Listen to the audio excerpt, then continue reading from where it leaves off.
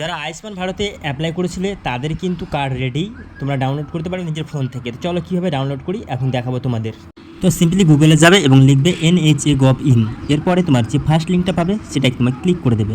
তারপরে দেখবে চারটে অপশান আসবে, চারটে অপশানের মধ্যে প্রথম অপশানটাই তোমাদের যেতে হবে। প্রথম অপশানে কী লেখা থাকবে, সেখানে লেখা থাকবে Am I eligible, সেই জায়গায় তোমরা ক্লিক করবে। এবার তারপরে তোমাদের এখানে কি বসাতে হবে, এখানে ক্যাপচা এবং মোবাইল নাম্বারটা বসিয়ে দিতে হবে এবং লগ ইন করতে হবে। লগ ইন করার পর তোমাদের এখানে কার্ড কিন্তু শো করবে, কার কার কার্ড হয়েছে না হয়েছে। এরপর একটা আধার ভেরিফাই আছে, সেই আধার ভেরিফাই ক্লিক করতে হবে এবং একটা চেক বক্স আছে, চেক বক্সে ক্লিক করে ভেরিফাই ক্লিক করতে হবে। তারপরে তোমাদের চলে আসবে আরও একটি ওটিপি, সেই ওটিপি তোমাদের এখানে বসিয়ে লগ ইন করে দিতে হবে।